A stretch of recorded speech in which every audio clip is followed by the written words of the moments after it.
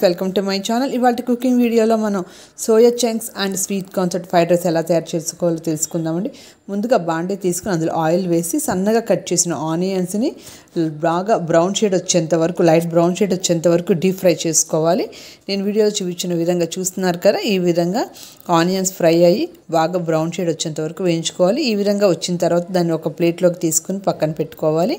ఇప్పుడు అల్లం వెల్లుల్లి పేస్ట్ 1 టేబుల్ స్పూన్ వేసి అందులో సన్నగా కట్ చేసి ఉంచుకున్న బీన్స్ 1 కప్ వేసి అలాగే 5-6 పచ్చిమిర్చి కూడా వేసి ఒక 2 నుంచి 3 నిమిషాల పాటు ఈ వీడియోలో చూపించిన విధంగా దాన్ని ఫ్రై చేయండి.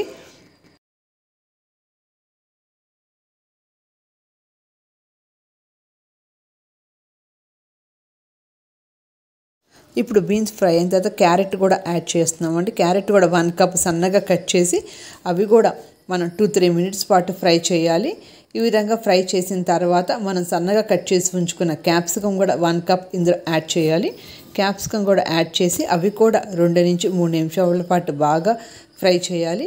ఈ లోపల మనం సోయా చంక్స్ ఆల్రెడీ మనం బాయిల్ చేసి పక్కన పెట్టుకున్నాము. వాటర్ ఎవాపరేట్ అయిన తర్వాత ఈ విధంగా డ్రై అయిన తర్వాత సోయా చంక్స్ కూడా మనం సోయా మిల్ మేకర్స్ అంటాం కూడా, మనం వీటిని soya chunks and meal makers అనొచ్చు.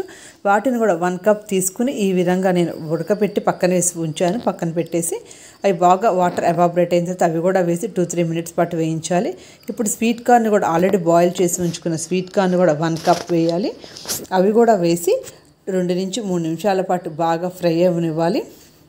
ఎక్కడైనా వాటర్ అది ఉన్నా కూడా ఎవాపరేట్ అయిపోతుంది ఈ విధంగా ఫ్రై చేయటం వలన. ఇప్పుడు ఇందులో మనం దీనికి సరిపడా సాల్ట్ వేసి ఉంచుకోవాలి. సాల్ట్ వేసి ఒక 2 నుంచి 3 నిమిషాల పాటు ఫ్రై అయిన తర్వాత అలాగే 2-3 టేబుల్ స్పూన్ మన రైస్ క్వాంటిటీని బట్టి అండి 2-3 టేబుల్ స్పూన్స్ మనం fried rice masala, instant fried rice masala దొరుకుతుంది మనకి మార్కెట్లో. ఆ ఫ్రైడ్ రైస్ మసాలాని మనం ఇప్పుడు నేను 2 టేబుల్ స్పూన్స్ యాడ్ చేస్తున్నాను.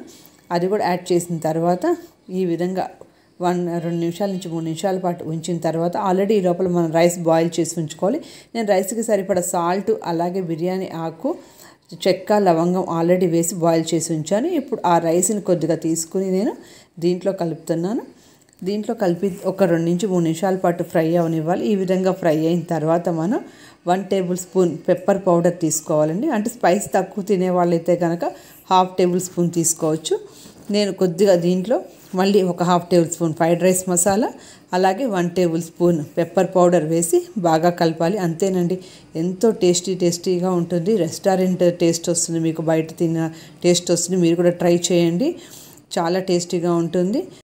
మనం దీన్ని ఒక బౌల్లోకి తీసుకుని ఆల్రెడీ మనం వేయించి ఉంచుకున్న స్ప్రింగ్ ఆనియన్స్ ఉన్నాయి కదండి, పైన సర్వ్ చేస్తే అంతేనండి, టేస్టీ సోయా చంక్స్ అండ్ మనకి sweet corn fried rice ready అండి.